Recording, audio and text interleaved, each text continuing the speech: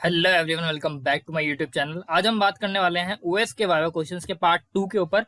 Part 1 मैंने इससे पहले ऑलरेडी बना रखा है, तो अगर आपने चेक नहीं किया है तो पहले आप उसको चेक करके आ सकते हो। और हम टाइम ना वेस्ट करते हैं, डायरेक्टली क्वेश्चंस के ऊपर शिफ्ट होते हैं, जिसके अंदर हम बचे हुए क्वेश्चन नंबर 19 तक मैंने लास्ट वाली वीडियो के अंदर कवर कर दिया है।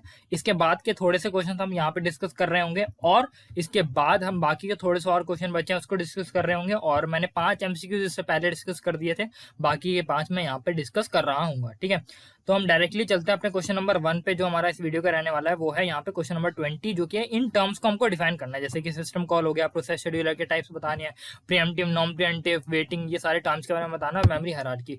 तो बेसिकली सिस्टम कॉल क्या होता है? सिस्टम कॉल आप मान सकते हो कि आपके और ऑपरेटिंग सिस्टम के बीच में एक इंटरफेस का काम करना जो होता है, वो हमारा सिस्टम कॉल करता है। अगर मैं बोलूँ आपके नहीं, जो कि यूजर जनरेटर प्रोसेस होते हैं, फिर यूजर के प्रोग्राम होते हैं। जैसे कि मान लो कि आपने कैमरा को ओपन किया, ठीक है, तो ये आपका क्या यूजर जनरेटेड प्रोसेस है या फिर यूजर प्रोसेस है। अब अगर आपको एक ऐसी सर्विस को एक्सेस करना है जो जिसकी आपको परमिशन नहीं है और आपको चाहिए उसको एक्सेस करना, मान लो कि कैमरे हार्डवेयर का एक्सेस करना, तो यहाँ पे आपको ऑपरेटिंग सिस्टम को बोलना पड़ेगा। तो आप कैसे बोलोगे? आप सिस्टम कॉल्स को जनरेट करोगे और ऑपरेटिंग सिस्टम फिर वो समझ जाएगा, फिर वो जो भी आपको करना है वो कर देगा। ठीक है, तो आपके और ऑपरेटिंग सिस्टम के बीच का इंटरफेस का काम हमारा सिस्टम कॉल करता है। प्रोसेस शेड्यूलर टाइप्स हमको बताने हैं, 3 तरीके के होते हैं हमारे पास: long term scheduler, medium term scheduler और शॉर्ट टर्म शेड्यूलर। जो लॉन्ग टर्म शेड्यूलर होता है बेसिकली उसका काम होता है जितने भी प्रोसेसेस हमारे पास अवेलेबल होते हैं हार्ड डिस्क से उठा के लाने का काम जो होता है हमारा, मेमोरी के अंदर करने का काम हमारा लॉन्ग टर्म शेड्यूलर करता है। ठीक है, बेसिकली ये काम ऑपरेटिंग सिस्टम का होता है, लेकिन ऑपरेटिंग सिस्टम भी तो किसी की हेल्प लेगा ना, तो वो इन्हीं शेड्यूलर्स की हेल्प लेता है ये सारे काम कराने के लिए। क्योंकि एक प्रोसेस जब शुरू होता है तो शुरू से लेकर एंड तक वो अलग अलग क्यूज के थ्रू होकर गुजरता है, अलग अलग उसको ट्रैवल करना पड़ता है, तो वही सारा काम करने का काम हमारी शेड्यूलर करता है। तो लॉन्ग टर्म शेड्यूलर क्या करता है कि हार्ड डिस्क से मेन मेमोरी के अंदर प्रोसेस को उठा के लेके आता है। जो हमारा शॉर्ट टर्म शेड्यूलर होता है उसका काम होता है कि वो हमारा अब मेमोरी के अंदर तो आगे, अब मेमोरी को सीपीयू को, मेमोरी से उठा के सीपीयू को कौन देगा? तो उसका काम हमारा शॉर्ट टर्म शेड्यूलर का होता है। शॉर्ट टर्म शेड्यूलर हमारे मेमोरी के अंदर जितने भी पड़े हुए प्रोसेस होते हैं उसको उठा के सीपीयू को एलोकेट करता है, उठा के देता है। अब मान लो कि चलते चलते प्रोसेस को जो है, मान लो कि इनपुट आउटपुट को एक्सेस करने की जरूरत पड़ गई और उसको हार्ड डिस्क को एक्सेस करना है, तो सीपीयू बोलेगा जा तू भाई एक्सेस हार्ड डिस्क के अंदर चले जा, और वो फिर वहां से जो भी तेरा काम हो इनपुट आउटपुट एक्सेस करने का वो करके वापस आई हो। तो ये चीज करने का काम हमारा फिर मीडियम टर्म शेड्यूलर करता है, जो कि चलते प्रोसेसेस को हमारा मेमोरी से उठा के वापस से हार्ड डिस्क के अंदर डालने का काम, और वहां से फिर वापस से नए प्रोसेस को स्वैप इन या स्वैप आउट करने का काम जनरली हमारा मीडियम टर्म शेड्यूलर करता है। ठीक है, अब हमको शेड्यूलिंग ये बताने नॉन प्रीएम्प्टिव और प्रीएम्प्टिव शेड्यूलिंग क्या होती है। बेसिकली शेड्यूलिंग क्या होती है? जो भी जनरली जो यूजर ने प्रोसेस क्रिएट करे हैं, फिर जो कि ऑपरेटिंग सिस्टम में प्रोसेस करें हैं, उसको सीपीयू को हम किस तरीके से दे कि सीपीयू की एग्जीक्यूशन जो है वो हमारी सीपीयू की जो हमारी एफिशिएंसी है वो फास्ट हो जाए। तो वो कैसे होगी? उसके लिए हम अगर हम ब्रॉडर लेवल पे देखें तो शेड्यूलिंग हमारे पास इसके लिए एल्गोरिथम अवेलेबल होती है, लेकिन ब्रॉडर लेवल पे 2 तरीके से होती है, या तो नॉन प्रीएम्प्टिव होती है या प्रीएम्प्टिव होती है। नॉन प्रीएम्प्टिव मतलब कि एक बारी अगर किसी प्रोसेस को सीपीयू मिल गया तो अब सीपीयू उसको छोड़ेगा नहीं जब तक कि पूरा का पूरा प्रोसेस हमारा एग्जीक्यूट नहीं हो जाता, या फिर वो सीपीयू को लीव नहीं करेगा जब तक वो खुद को पूरा एग्जीक्यूट नहीं कर लेता। तो हमारा प्रीएम्प्टिव के अंदर क्या होता है कि एक चलते प्रोसेस को बीच में हम प्रीएम्प्ट कर सकते हैं, रोक सकते हैं। जो ही चलता हुआ प्रोसेस है वो हमारा बीच में सीपीयू को छोड़ के वेटिंग स्टेट के अंदर जा सकता है। अलग अलग टाइम बताने हमको: वेटिंग, टर्न अराउंड, रिस्पॉन्स और बर्स्ट टाइम, और इसमें एक और टाइम मिसिंग है, अराइवल टाइम। तो बेसिकली जैसे ही आपका प्रोसेस जो होता है वो रेडी क्यू के अंदर आता है, तो वो उस केस में जितने बजे, मान लो कि 11 बजे वो आया हमारे उस क्यू के अंदर, तो वो उसका अराइवल टाइम होगा कितने बजे आया। उसके बाद हमारा होता है बर्स्ट टाइम। बर्स्ट टाइम मतलब कि कितना देर का उसको काम करवाना, मान लो कि उसको 2 घंटे का काम है, तो ये उसका हो गया बर्स्ट टाइम कि कितना देर का काम है उसको। उसके बाद आता है हमारा वेटिंग टाइम कि मान लो 11 बजे तो वो आ गया, लेकिन सीपीयू उसको 12 बजे मिला, मतलब सीपीयू ने उसको 12 बजे कहा कि 12 बजे अब तू आ, अब मैं तेरे को एग्जीक्यूट करूंगा। तो अब 11 से लेके 12 तक उसका 1 घंटा क्या हो गया? वेटिंग टाइम हो गया। 1 घंटा उसको रेडी क्यू के अंदर वेट करना पड़ा। उसके बाद हमारा रिस्पॉन्स टाइम आता है। रिस्पॉन्स टाइम हमारा वेरी कर सकता है। हमारा अगर हमारा नॉन प्रीएम्प्टिव है तो एक बारी जैसे उसको सीपीयू मिल गया तो पूरा का पूरा एग्जीक्यूट होगा, इसको दोबारा से सीपीयू मिलने का कोई सीन नहीं बनता। लेकिन प्रीएम्प्टिव के अंदर मान लो कि वो चल रहा था हमारा प्रोसेस, बीच में प्रीएम्प्ट हो गया, बीच में हाई प्रायोरिटी का प्रोसेस आ गया, सीपीयू उसको एग्जीक्यूट करने लग गया, तो ये क्या चला जाएगा? वेटिंग में चला जाएगा। वेटिंग से वापस से रेडी में जाएगा, सीपीयू उसको वापस से मिलेगा, ये वापस से री एग्जीक्यूट होगा हमारा जहां से खत्म हुआ था। तो इस केस में सीपीयू को 1 से 2 बारी मिलेगा, मतलब ज्यादा बारी मिलेगा। तो इस केस में सीपीयू जब पहली बारी किसी प्रोसेस को मिलता है उसको हम रिस्पॉन्स टाइम बोलते हैं। ठीक है, और टर्न अराउंड टाइम जो होता है इन सारे टाइम्स का सम होता है हमारा, मतलब A to Z हमारा अराइवल टाइम से लेके जब तक वो कंप्लीट हो जाता है हमारा टोटल, वो मतलब कि कितना देर उसको वेट करना पड़ा, कितना उसने कैलकुलेशन करी, कितना रिस्पॉन्स कितनी बार आया, सब कैलकुलेट करके टर्न अराउंड टाइम हमारा होता है। तो टर्न अराउंड टाइम को कैलकुलेट करने का जो हमारा फंक्शन जो फॉर्मुला होता है वो होता है completion time minus arrival time, ठीक है, इनको कैलकुलेट करने का। वेटिंग टाइम को कैलकुलेट करने का टाइम जो हमारा फॉर्मुला होता है वो होता है हमारा turn around minus burst time. Generally response time हमारा मोस्ट ऑफ द केसेस में वेटिंग टाइम के बराबर होता है, ठीक है। और हमारा अगला क्वेश्चन हमारा मेमोरी हायरार्की हमको बतानी है। तो हमारे सिस्टम्स के अंदर जनरली अलग अलग तरीके की मेमोरी की एक हायरार्की लगी होती है, मतलब कि जनरली एक ही तरीके की मेमोरीज हमारे सिस्टम के अंदर नहीं लगी होती, अलग अलग रेंज की हमारे पास मेमोरी लगी होती है। जैसे कि अगर हम बात करें हमारे सिस्टम के अंदर तो हार्ड डिस्क लगी होती है जनरली, जो कि 1 TB की जनरली आजकल सब में आने लगी है, ठीक है। तो हमारी हार्ड डिस्क होती है, फिर उसके बाद हमारी रैम होती है जिसको हम मेन मेमोरी या प्राइमरी मेमोरी भी बोलते हैं। Generally most of the system में 2 GB 4 GB 8 GB होती है। फिर उसके बाद हमारी कैश मेमोरी होती है, ठीक है। और उसके बाद फिर हमारी हो जाती है सीपीयू अपने साथ कुछ रजिस्टर्स को लगा के रखता है जिसकी स्पीड काफी ज्यादा होती है। तो होता क्या है कि जो हार्ड डिस्क होता है उसकी हमारी मेमोरी तो काफी ज्यादा हमको अवेलेबल मिल जाती है, लेकिन इसका एक्सेस टाइम बहुत ही ज्यादा होती है as comparable to RAM. RAM थोड़ी फास्टर होती है, एक्सेस टाइम कम होता है, लेकिन मेमोरी हमारी कम हो जाती है, ठीक है। तो होता क्या है कि जैसे जैसे हम डाउन द यहाँ पे जाते रहते हैं अंदर अंदर डीपर डाउन पे, तो हमारी इनका प्राइस बढ़ता रहता है और इनकी जो मेमोरी होती है वो कम होती रहती है। क्यों? क्योंकि इसका एक्सेस टाइम बढ़ता रहता है, बहुत ही फास्टर मेमोरी होने लग जाती है। जो हार्ड डिस्क होती है स्लो होती है, रैम उससे फास्टर, कैश उससे फास्टर, रजिस्टर उससे भी फास्टर होती है, ठीक है। तो ये जनरली हमारी मेमोरी की हायरार्की पूरी की पूरी हमारे हर सिस्टम के अंदर होती है, ताकि हमारे को एक अफोर्डेबल रेट में एक एफिशिएंट सिस्टम मिल पाए। क्योंकि अगर आप मान लो कि आपने सिस्टम के अंदर रैम ही रैम भर रखी है, मतलब रैम लगा रखी है अपने पूरे सिस्टम के अंदर, तो आपके सिस्टम की कॉस्ट एकदम से स्पाइक मारेगी, क्योंकि रैम बहुत महंगी मिलती है हमको, ठीक है। तो एक अफोर्डेबल हमको पीसी मिलने के लिए मेमोरी अलग अलग यूज कर रहा था। शेड्यूलिंग एल्गोरिथम क्या होती है, जैसे कि मैंने बता दिया कि शेड्यूलिंग क्या होती है कि जितने भी प्रोसेस आपको अवेलेबल है उनको सीपीयू किस तरीके से एग्जीक्यूट करे कि इसकी एफिशिएंसी बढ़ जाए, उसको करने के लिए अलग अलग एल्गोरिथम्स को हम यूज करते हैं। जिसके अंदर हमारे पास अलग अलग एल्गोरिथम जो कि देखने को मिल जाती है वो है हमारे पास फर्स्ट कम फर्स्ट सर्व, मतलब FCFS एल्गोरिथम। उसके बाद SJF एल्गोरिथम होती है जिसको हम shortest job first scheduling algorithm बोलते हैं। अगली हमारी प्रायोरिटी शेड्यूलिंग एल्गोरिथम होती है। अगली हमारी राउंड रॉबिन शेड्यूलिंग एल्गोरिथम होती है। अगली हमारी multi level queue scheduling algorithm होती है। और इसी के अंदर एडवांसमेंट करके हम multi level feedback queue scheduling algorithm का यूज करते हैं। ये सारी एल्गोरिथम्स हम यूज करते हैं अलग अलग, मतलब अलग अलग टाइम पे अलग अलग प्रोसेस के हिसाब से इन एल्गोरिथम को यूज करा जाता है सीपीयू की एफिशिएंसी को बढ़ाने के लिए, ताकि वो प्रोसेस को एग्जीक्यूट कर पाए। अगला क्वेश्चन हमारा FCFS को एक्सप्लेन करना है कि FCFS होता क्या है। बेसिकली FCFS की फॉर्म होती है हमारी फर्स्ट कम फर्स्ट सर्व, मतलब कि जो कि पहले आएगा उसको पहले एग्जीक्यूट सिंपली कर देगा सीपीयू। जनरली यही हमारा फिलॉसफी के अंदर फॉलो होती है, मतलब कि जो भी हमारा रेडी के अंदर प्रोसेस सबसे पहले आया उसी को पहले एग्जीक्यूट होगा।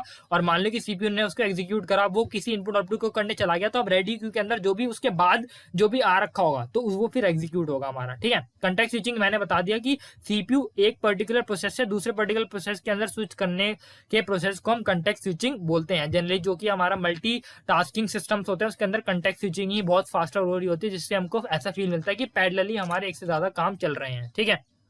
अगला क्वेश्चन है हमारा स्टारवेशन क्या होती है और एजिंग क्या होती है। स्टारवेशन क्या होती है कि मान लो कि हम जनरली स्टारवेशन के केस हमको प्रायोरिटी शेड्यूलिंग के अंदर देखने को मिल जाता है, जिसके अंदर मान लो कि 3 से 4 प्रोसेस हैं, ठीक है। अब मान लो उसके अंदर जो पहले वाले 3 प्रोसेस है उनकी प्रायोरिटी बहुत ज्यादा है, तो सीपीयू उन्हीं को एग्जीक्यूट करे जा रहा है, वो बार बार आए जा रहे हैं, तो सीपीयू उन्हीं को एग्जीक्यूट कर जाएगा क्योंकि उनकी प्रायोरिटी ज्यादा है।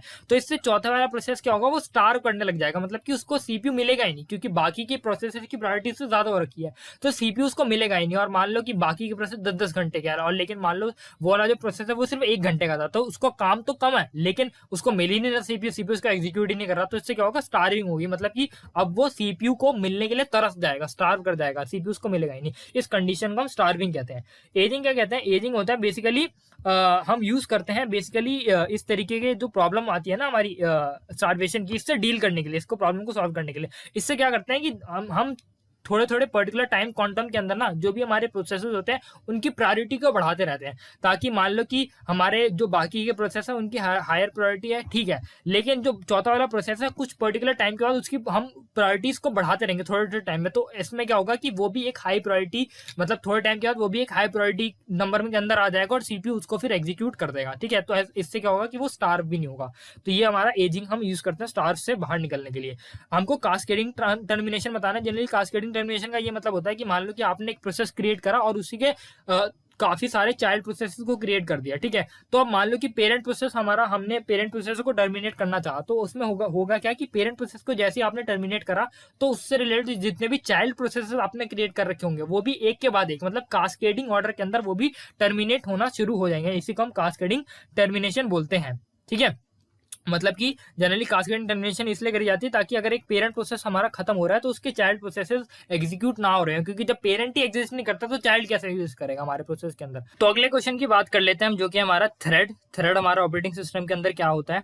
अगर मैं बात करूँ थ्रेड की, तो थ्रेड कुछ नहीं होता, ये आप मान सकते हैं हमारा प्रोसेस का ही एक स्मॉल एंटिटी होती है, ठीक है। मतलब प्रोसेस आप मान सकते हो कि जैसे आपने एक प्रोसेस को क्रिएट किया तो उसको अब अलग अलग तरीके के काम करने पड़ सकते हैं अपने पूरे लाइफ टाइम के दौरान। तो अब इसमें क्या कर सकता है वो अपने अलग अलग काम के लिए ना, या तो वो अपने चाइल्ड प्रोसेसेस को क्रिएट कर ले, लेकिन वो उसको काफी ज्यादा दिक्कत पड़ेगी, चाइल्ड प्रोसेस क्रिएट करने में काफी मेमोरी रिसोर्सेज हमारे यूज होंगे।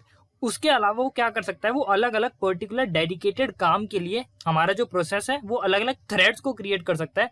क्योंकि थ्रेड जनरली क्या होता है, ये बहुत ही लाइट वेट, आप थ्रेड्स को जनरली हम लाइट वेट प्रोसेस बोलते हैं, और ये प्रोसेस जो भी प्रोसेस काम करता है वो काम हमारा थ्रेड भी कर सकता है, लेकिन एक सिंगल पर्टिकुलर डेडिकेटेडली काम, क्योंकि प्रोसेस के अंदर अलग अलग तरीके के काम हो सकते हैं, लेकिन एक डेडिकेटेडली सिंगल तरीके का वर्क करने के लिए हम थ्रेड्स वगैरह को अपना क्रिएट करते हैं। तो बेसिकली थ्रेड्स जो होता है ना, वो हमारा जनरली आप मान सकते हो कि एक प्रोसेस एक से ज्यादा थ्रेड्स अपने पूरे लाइफ टाइम के ड्यूरेशन में क्रिएट करता है, ठीक है। तो जनरली मल्टीपल थ्रेड्स एक साथ जो है वो वर्क कर रहे होते हैं, ठीक है। लेकिन ये जो है ना, जो भी मल्टीपल थ्रेड्स एक पर्टिकुलर प्रोसेस के कुछ चीजों को शेयर करते हैं, कुछ चीजों को आपस में शेयर नहीं करते। जैसे कि मैंने बताया कि जैसे आपका प्रोसेस क्रिएट होता है तो वो अलग अलग सेक्शंस के अंदर डिवाइड हो जाता है, ठीक है। तो उनमें से कुछ कुछ सेक्शंस थ्रेड्स आपस में शेयर करते हैं, कुछ कुछ सेक्शंस को वो शेयर नहीं करते। जिन सेक्शंस को वो जो कि खुद मतलब जैसे अलग अलग हमारे पास थ्रेड अवेलेबल होते हैं तो उनके पास अपना अपना खुद का प्रोग्राम काउंटर होता है, रजिस्टर्स होते हैं, स्टैक की मेमोरी होती है, स्टेट उनकी खुद की होती है। जबकि क्या क्या चीजें वो शेयर करते हैं जो भी पेरेंट प्रोसेस के साथ, एड्रेस स्पेस, हीप, या फिर मतलब आपस में जितने भी थ्रेड्स क्रिएट हो रखे हैं वो आपस में क्या क्या चीजें शेयर करते हैं, address space, heap, static data, code segment, file descriptor हो गया, ग्लोबल वेरिएबल हो गए, चाइल्ड प्रोसेस हो गए, पेंडिंग अलार्म, सिग्नल हैंडलर, ये सारी चीजें वो आपस में शेयर करते हैं मल्टीपल थ्रेड्स, ठीक है। इससे क्या होता है, बेसिकली हमारे सिस्टम की एफिशिएंसी बढ़ जाती है। जनरली हमारे थ्रेड्स जो होते हैं वो आपस में एक साथ काम करते हैं तो हमको मल्टी थ्रेडिंग वाली फील आती है। जनरली जावा के अंदर आपने पढ़ा होगा मल्टी थ्रेडिंग वाला कंसेप्ट, तो वही हमारा ऑपरेटिंग सिस्टम यूज करता है। इससे सीपीयू की एफिशिएंसी बढ़ जाती है, और जनरली आज के टाइम में मल्टी प्रोसेसिंग सिस्टम को यूज करने के लिए जनरली हम थ्रेड्स वगैरह का यूज करते हैं, क्योंकि इसकी एफिशिएंसी बढ़ जाती है। और आजकल जनरली सारे सिस्टम में थ्रेड का ही यूज हम करते हैं आज के ऑपरेटिंग सिस्टम के अंदर। अगले क्वेश्चन पे हम शिफ्ट हो जाते हैं, जो कि हमको बताना है डिफरेंस, कि हमारा प्रोसेस और थ्रेड के बीच में हमको डिफरेंस बताना है, जो कि क्या होता है। तो बेसिकली आप मान सकते हो प्रोसेस जो होता है वो हमारा एक कंप्यूटर प्रोग्राम अंडर एग्जीक्यूशन होता है, जो कि मैंने आपको ऑलरेडी बता रखा है। जो थ्रेड होता है वो इसी प्रोसेस का एक सिंगल एंटिटी या सिंगल कंपोनेंट होता है। जो प्रोसेस होता है थोड़ा हैवी वेट होता है, काफी सारे ऑपरेशन करने पड़ते हैं इसको। थ्रेड जो होता है लाइट वेट होता है, क्योंकि ये डेडिकेटली एक ही पर्टिकुलर चीज करने के लिए हम थ्रेड्स वगैरह को क्रिएट करते हैं। प्रोसेस की खुद की मेमोरी स्पेस होती है, खुद के रिसोर्स होते हैं। जनरली जो थ्रेड्स होते हैं वो आपस में शेयरिंग करते हैं, या फिर पेरेंट जिस पर्टिकुलर पेरेंट प्रोसेस के ये थ्रेड्स हैं उसके साथ शेयरिंग करते हैं। ये जनरली जो प्रोसेसेस होते हैं वो हमारे ये ज़्यादा रिसोर्सेज की जरूरत पड़ती है प्रोसेस को एज कम्पेरेबल टू थ्रेड्स की। और ये भी मैंने बता दिया कि जनरली ये हमारा जो प्रोसेस होते हैं वो डेटा वगैरह शेयर नहीं करते आपस में, जबकि थ्रेड्स वगैरह आपस में डेटा को शेयर कर सकते हैं, मेमोरी को शेयर कर सकते हैं। जनरली थ्रेड्स हम प्रोसेस को मल्टीपल थ्रेड्स के अंदर डिवाइड कर सकते हैं, लेकिन थ्रेड फर्दर और सब डिवाइड नहीं हो सकता, ठीक है। तो ये हमारे कुछ डिफरेंसेस होते हैं। अगले क्वेश्चन पे हम शिफ्ट हो जाते हैं, जो कि होता है हमारा प्रोसेस सिंक्रोनाइजेशन। तो प्रोसेस सिंक्रोनाइजेशन हमको जरूरत कब पड़ती है, जब साइमल्टेनियसली एक से ज्यादा प्रोसेसेस जो है ना हमारे किसी पर्टिकुलर शेयर्ड डेटा या शेयर्ड रिसोर्सेज को एक्सेस कर रहे होते हैं। तो उस केस में वो जो शेयरिंग है वो एफिशिएंटली हो पाए और कोई भी दिक्कत ना आए, मतलब कि क्रैश वगैरह ना हो जाए हमारा जो भी रिसोर्स को हम एक्सेस कर रहे हैं। तो जो भी पर्टिकुलर प्रोसेसेस उनको शेयर कर रहे होते हैं ना, तो इन दोनों के बीच में सिंक्रोनाइजेशन होनी चाहिए। मतलब उन दोनों प्रोसेस के बीच में आपस में एक अच्छी बातचीत होनी चाहिए, ताकि अगर एक पर्टिकुलर प्रोसेस एक को एक्सेस कर रहा है एक बारी, तो दूसरा रुक जाए थोड़ी देर के लिए उसको एक्सेस करने के लिए। अगर दूसरा एक्सेस कर रहा है तो पहला रुक जाए। फिर ये दोनों आपस में एक सिंक्रोनाइजेशन, एक कम्युनिकेशन आपस में बिठा लेते हैं, ताकि जिस भी पर्टिकुलर शेयरेबल रिसोर्सेज को ये आपस में शेयर कर रहे हैं उसमें उससे हमारे रिसोर्स के ऊपर कोई भी फर्क ना पड़े, ठीक है। तो जनरली हम दो तरीके के हमारे पास प्रोसेस सिंक्रोनाइजेशन हम कर सकते हैं। एक तो कोऑपरेटिव प्रोसेस होते हैं और एक हमारे इंडिपेंडेंट प्रोसेस होते हैं, ये टाइप्स होते हैं, ठीक है। अब हमको कुछ और टर्म्स के बारे में बताना है, जो कि होती है हमारी रेस कंडीशन। अलग अलग टाइप की प्रॉब्लम्स जो कि प्रोसेस सिंक्रोनाइजेशन के अंदर देखने को को मिलती है, इसके सॉल्यूशन वगैरह। और रिसोर्स एलोकेशन ग्राफ क्या होता है, जनरली रेस कंडीशन क्या होती है, जनरली यही हमारे प्रोसेस सिंक्रोनाइजेशन हम करते क्यों हैं, क्योंकि रेस कंडीशन अकर हो जाती है अगर हम प्रोसेस सिंक्रोनाइजेशन नहीं करते। रेस कंडीशन क्या होती है कि मान लो कि एक पर्टिकुलर प्रोसेस को जो है हमारे दो प्रोसेस एक्सेस कर रहे हैं, तो इसमें मान लो कि एक वेरिएबल को ही दो प्रोसेस एक्सेस कर रहे हैं, तो एक मान लो कि एक प्रोसेस उसकी वेरिएबल इस वैल्यू को घटा रहा है और एक कम कर रहा है, तो इसमें क्या होगा कि एक ने घटाया, फिर वो दूसरा काम करने चला गया, फिर दूसरे ने उतनी देर में उसको बढ़ा दिया, घटा दिया, बढ़ा दिया, घटा दिया। तो इससे क्या होगा कि उस पर्टिकुलर वेरिएबल की वैल्यू आखिरी में जाके किस पे डिपेंड करेगी, जिसने उस पर्टिकुलर वेरिएबल को आखिरी बार मैनिपुलेट करा था।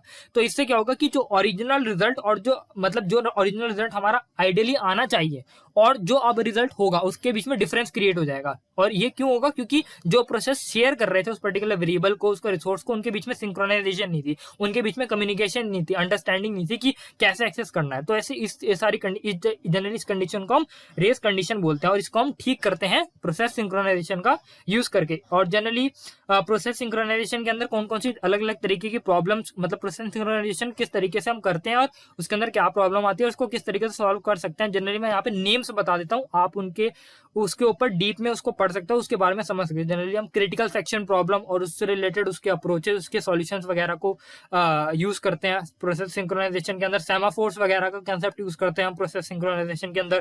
प्रोड्यूसर कंज्यूमर प्रॉब्लम और उसके सॉल्यूशन को यूज करते हैं। तो जनरली ये आप पढ़ सकते हो, इंटरनेट के ऊपर आपको इजीली मिल जाएगा, वहां पे आप डीप में पढ़ सकते हो कि ये क्या होता है। यहाँ पे जस्ट मैंने आपको नाम बता दिया। अब अगला हमारा resource allocation graph. Resource allocation की ग्राफ हमको कहाँ जरूरत पड़ती है, डेडलॉक के अंदर। डेडलॉक क्या होता है मैं आगे आपको बताने वाला हूँ, लेकिन रिसोर्स एलोकेशन में जनरली बता देता हूं कि एक टाइम पे ये बताता है पर्टिकुलर आपके रिसोर्सेज की स्टेट क्या चल रही है आपके ऑपरेटिंग सिस्टम के अंदर। रिसोर्सेज मतलब कि आपकी मेमोरी कितनी यूज हो रही है, कौन सा प्रोसेस कौन सी मेमोरी को लेके बैठा है, या फिर कितनी मेमोरी अभी तक अवेलेबल है, या कौन सा प्रोसेस कौन से पर्टिकुलर रिसोर्स की डिमांड कर रहा है, कौन से प्रोसेस को होल्ड करके बैठा है, कौन से प्रोसेस को कितनी देर तक चाहिए, उसको कितने कितने आपके पास इंस्टांसेस अवेलेबल रिसोर्सेज, मतलब कि रजिस्टर्स आपके पास कितने अवेलेबल है, कितने भर गए, ये जितनी भी सारी चीजें होती है ना, ये सारी की सारी आप रिसोर्स एलोकेशन ग्राफ का यूज करके रिप्रेजेंट करते हो डायग्रामेटिकली, तो वो रिसोर्स एलोकेशन ग्राफ होता है। अगला क्वेश्चन पे आ जाते हैं जो कि आईपीसी। आईपीसी की फॉर्म होती है हमारी इंटर प्रोसेस कम्युनिकेशन, मतलब कि दो प्रोसेस जब आपस में कम्युनिकेट करना चाहते हैं। अब कम्युनिकेट क्यों करना चाहेंगे, वो या तो डेटा को शेयर करना होगा या रिसोर्सेज को आपस में शेयर करना होगा, या कम्युनिकेशन किसी भी तरीके से बनाना चाहते हो, उस के लिए हमको एक मैकेनिज्म चाहिए होता है ऑपरेटिंग सिस्टम के अंदर, जो कि होता है मतलब एक मैकेनिज्म चाहिए होता है जो कि ऑपरेटिंग सिस्टम ऑफर करता है कि तुम इंटर प्रोसेस कम्युनिकेशन मैकेनिज्म का यूज कर सकते हो, जो जितने भी प्रोसेस अवेलेबल होते हैं एक दूसरे से कम्युनिकेट करने के लिए। और यहाँ पे बीच में ओएस की इंटरफेरेंस लगती है, मतलब कि ओएस के अप्रूवल लेके ही वो आपस में कम्युनिकेट कर सकते हैं। अलग अलग तरीके के मैकेनिज्म हम आईपीसी मतलब इंटर प्रोसेस कम्युनिकेशन करने के लिए क्या क्या यूज करते हैं, जनरली पाइप्स का यूज करते हैं, मैसेज क्यूइंग का यूज करते हैं, सेमाफोर्स का यूज करते हैं, सॉकेट्स का यूज करते हैं, शेयर्ड मेमोरी का यूज करते हैं, सिग्नल्स का यूज करते हैं। तो ये अलग अलग तरीके की मैकेनिज्म्स यूज करते हैं इंटर प्रोसेस कम्युनिकेशन करने के लिए, दो प्रोसेस आपस में कम्युनिकेट करने के लिए। अगले क्वेश्चन पे आ जाता है सेमाफोर्स। बता दो भाई क्या होता है ऑपरेटिंग सिस्टम के अंदर और इसको क्यों यूज करते हैं। जनरली सेमाफोर जो होता है, जैसे कि मैंने बताया कि एक सिग्नलिंग का मैकेनिज्म या फिर इंटर प्रोसेस कम्युनिकेशन करने का ये एक मैकेनिज्म होता है। जनरली ये क्या करता है कि एक जनरली आप मान सकते हो कि सेमाफोर एक इंटीजर वेरिएबल ही होता है हमारा, पॉजिटिव इंटीजर वेरिएबल। और जनरली ये हमको बताता है कि जो मैंने यहाँ पे जिन भी पॉलिटिकल प्रॉब्लम्स की बात करी, क्रिटिकल सेक्शन प्रॉब्लम, तो उसके अंदर उसकी प्रॉब्लम को सॉल्व करने के लिए हम सेमाफोर वगैरह का यूज करते हैं, जिसके अंदर क्रिटिकल सेक्शन एक प्रॉब्लम होती है, उससे बाहर निकलने के लिए हम सेमाफोर वेरिएबल का यूज करते हैं।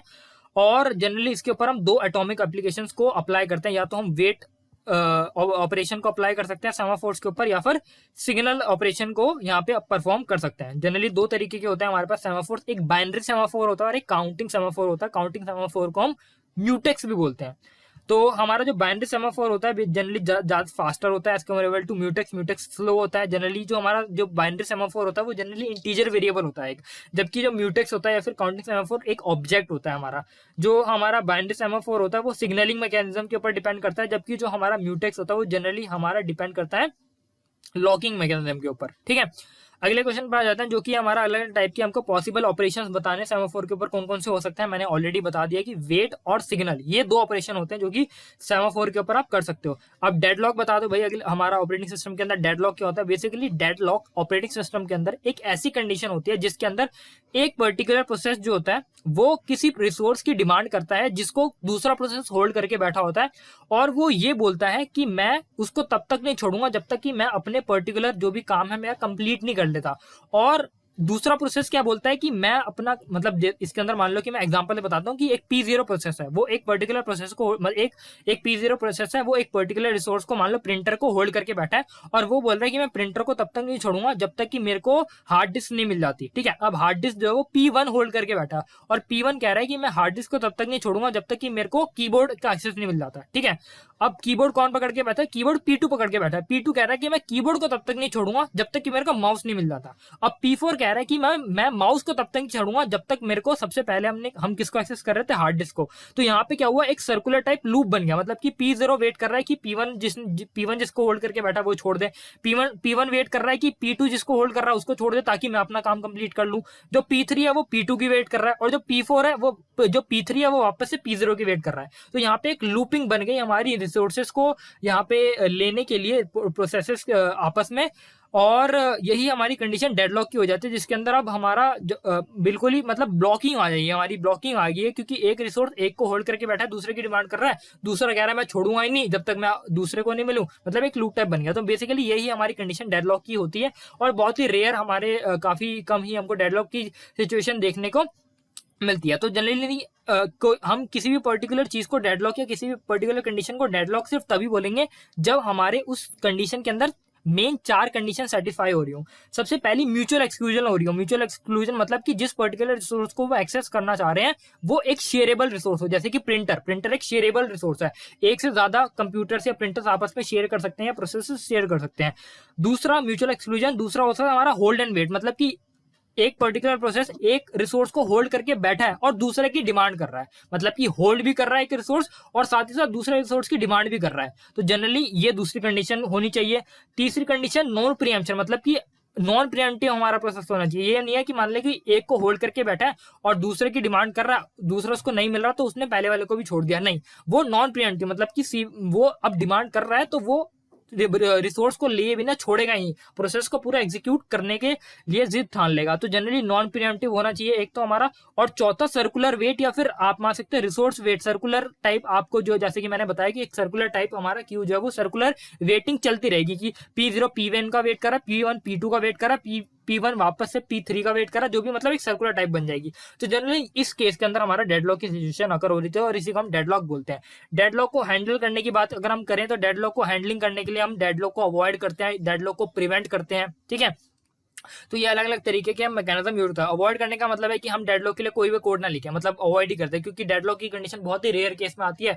तो उस केस में अगर आ भी जाए तो जनरली हम क्या करेंगे, सिस्टम को ऑफ करके ऑन कर लेंगे, डेडलॉक ठीक हो जाएगा। जनरली अगर हम प्रिवेंट करने की बात करें तो हम ऑलरेडी कुछ कोड वगैरह कर दे अपने ऑपरेटिंग सिस्टम के अंदर ही जो कि हैंडल कर ले, लेकिन इससे हमारी ऑपरेटिंग सिस्टम की जो भी परफॉर्मेंस है वो डाउन हो जाएगी, क्योंकि एक्स्ट्रा कोड ऐड होगा, उसके अंदर हैवीनेस आ जाएगी। ठीक है, तो ये हम हैंडल इस तरीके से डेडलॉक को हैंडल कर सकते हो और इसके बारे में आप और पढ़ सकते हो। अगले क्वेश्चन पे आ जाते हैं जो कि होता है हमारा पेजिंग और सेगमेंटेशन के बीच में डिफरेंस। इससे पहले मैं आपको वर्चुअल मेमोरी बताता हूँ। तो वर्चुअल मेमोरी क्या होती है? बेसिकली वर्चुअल मेमोरी एक कंसेप्ट होता है जो कि हमको प्रोवाइड करा जाता है ताकि हमको जो ओरिजिनल हमारे पास मेन मेमोरी है ना, हम उससे ज्यादा हमारे पास मेन मेमोरी हमको अवेलेबल है, इस तरीके की फील दिलवाने के लिए वर्चुअल मेमोरी का कंसेप्ट करा जाता है, जिसमें हम हार्ड डिस्क का कुछ पोर्शन भी एज अ प्राइमरी मेमोरी की तरह हम ट्रीट करने लगते हैं या फिर अपनी मेन मेमोरी की तरह ट्रीट करने लगते हैं।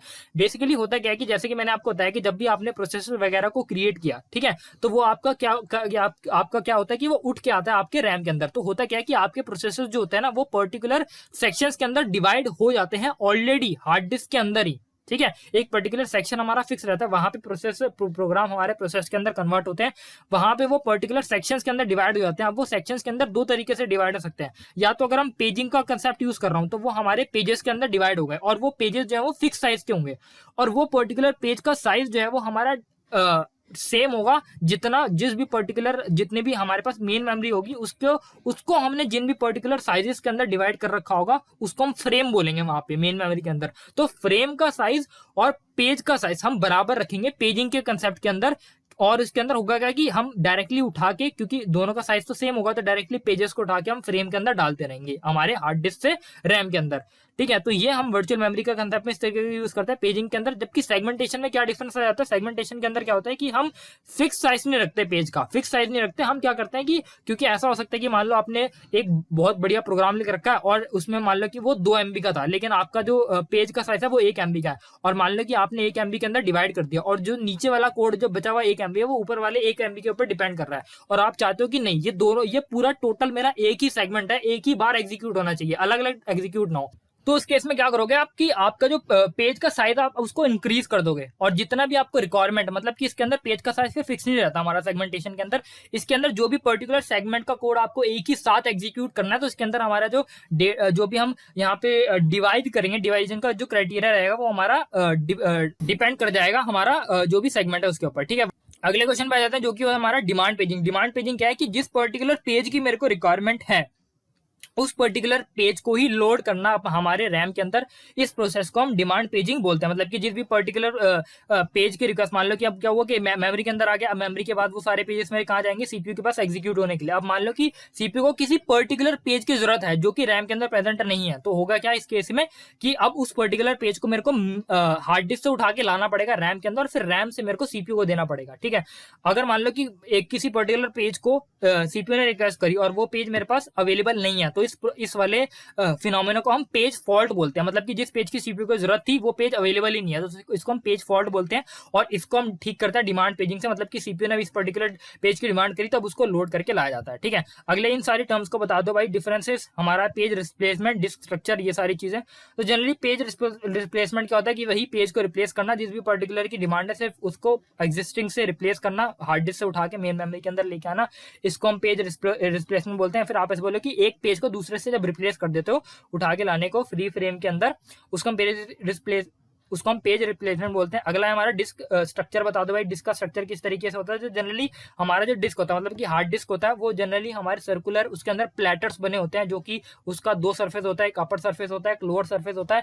जनरली उसको वो एक स्पिंडल के अराउंड हमारे बहुत सारे प्लेटर्स लगे होते हैं, जिसके ऊपर हमारा डेटा स्टोर होता है। जनरली मैग्नेटिकली हमारे जो भी बिट्स होते हैं वो आके इन्हीं प्लेटर के ऊपर स्टोर हो जाते हैं। एक रीड राइट हेड होता है जो कि रीडिंग और राइटिंग का काम करता है हमारा, और हमारा जो भी एक प्लेटर होता है वो अलग अलग सेक्टर्स के अंदर डिवाइड हो रखा होता है। ठीक है, सर्कुलर हमारे काफी सारे सेक्टर होते हैं, और वो फर्दर ही जो हम ट्रैक्स के अंदर डिवाइड हो रखा होता है हमारा, जो भी हमारे सर्कुलर ट्रैक्स होते हैं, और वो जो फर्दर हमारे ट्रैक्स होते हैं वो अलग अलग सेक्टर्स के अंदर डिवाइड हो रखे होते हैं। ठीक है, और जो मोटर होती है वो उसको हमारी रोटेट कर रही होती है। तो जनरली ये हमारे अलग अलग डिस्क के स्ट्रक्चर होता है, और उसकी फंक्शनिंग ये आप और पढ़ सकते हो डीप में। बाकी डिस्क की शेड्यूलिंग एल्गोरिथम हमारे पास अलग अलग अवेलेबल होती है। एफसीएफएस होती है, first come first serve. SSTF मतलब shortest seek time first algorithm होती है। स्कैन शेड्यूलिंग एल्गोरिथम होती है। सी स्कैन होती है, लुक होती है, सी लुकअप होती है। ठीक है, अगले क्वेश्चन पे आ जाते हैं। अगला क्वेश्चन है हमारा बेलार्डिस एनोमली। बेलार्डिस एनोमली के जनरली हम बेसिकली उस केस में हमारा इस तरीके की कंडीशन अगर होती है जब आप क्या करते हो कि फ्रेम का साइज बढ़ा देते हो ताकि आप ज्यादा से ज्यादा पेजेस को लेके आओ अपने मेमोरी के अंदर, ताकि आपकी सीपीयू की एफिशिएंसी बढ़ जाए। लेकिन होता बिल्कुल अपोजिट है, क्योंकि आप फ्रेम का साइज तो बढ़ा देते हो, ज्यादा से ज्यादा पेज तो लेके आ जाते हो, लेकिन वो सारे पेजेस आपके अवेलेबल ही नहीं रहते जिसकी सीपीयू डिमांड कर रहा है। और अब जैसे आपको सीपीयू जिस भी पर्टिकुलर पेज की डिमांड कर रहा है और वो रैम के अंदर है ही नहीं, तो क्या होगा, पेज फॉल्ट। तो यहाँ पे आप पेज को हिट मतलब कि जिस भी पर्टिकुलर पेज की डिमांड कर रहा है सीपीयू वो अवेलेबल है, आपको पेज को हिट बढ़ाने के लिए आपने फ्रेम का साइज को बढ़ाया था, लेकिन यहाँ पे अपोजिट हो जाता है,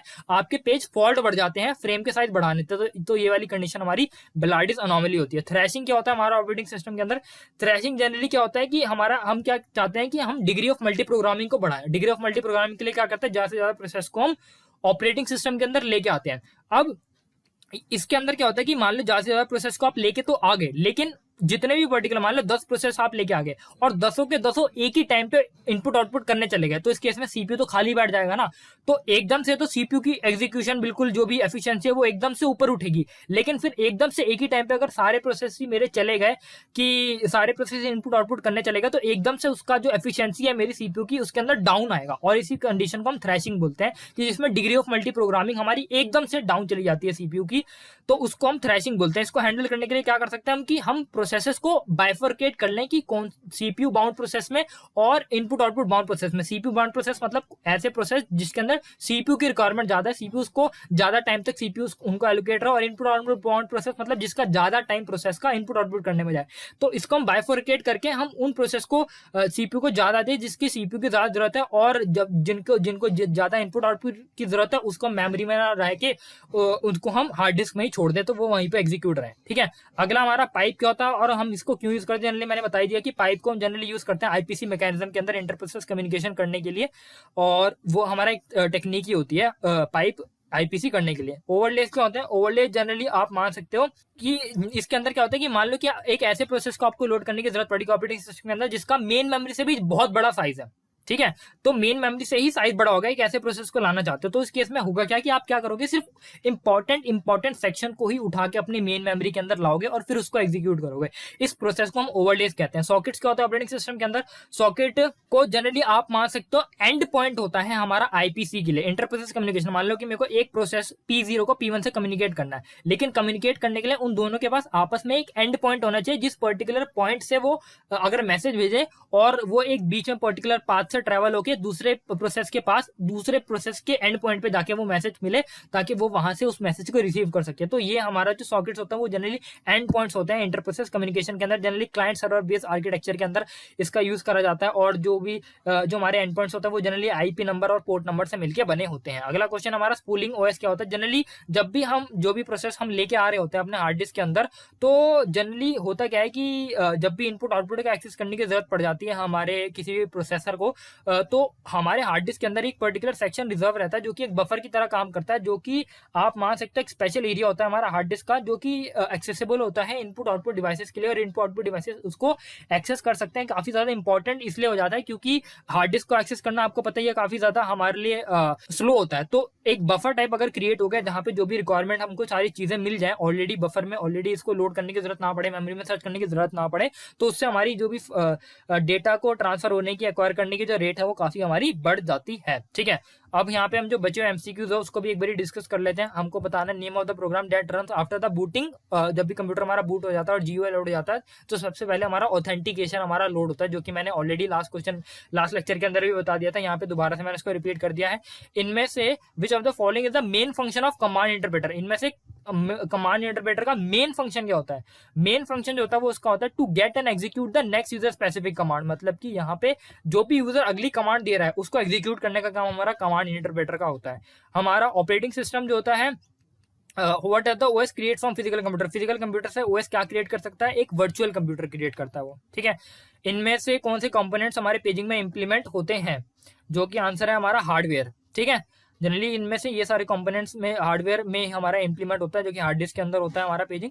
और हमको फैंस रजिस्टर हम किस लिए यूज करते हैं, जो कि हमारा इसका आखिरी क्वेश्चन है वो है हमारा मेमोरी प्रोटेक्शन। ठीक है, तो यहाँ पे आके हमारे ओएस के वाइवा क्वेश्चन जो कि मैंने दो पार्ट के अंदर पार्ट 1 और पार्ट 2, मैंने पार्ट 2 इसी के अंदर कवर कर दिया। मैं नहीं चाहता था कि पार्ट 3 भी मेरा बने, तो पार्ट 2 के अंदर ही जितने भी बचे क्वेश्चन थे वो मैंने ओएस के A to Z कवर कर दिए हैं। आई होप आपके जितने भी ओएस के डाउट सारे कंसेप्ट है वो सारे मैंने कवर कर दिए होंगे और आपको समझ आ गए होंगे। तो अगर आपको ये वीडियो पसंद आती है तो लाइक करना, शेयर करना, चैनल को सब्सक्राइब करना और अपने फ्रेंड्स के साथ शेयर कर देना, क्योंकि अभी ओएस के वाइवा आ रहे हैं तो इससे उनको जरूर हेल्प होगी। आज की वीडियो को यहीं समाप्त करते हैं।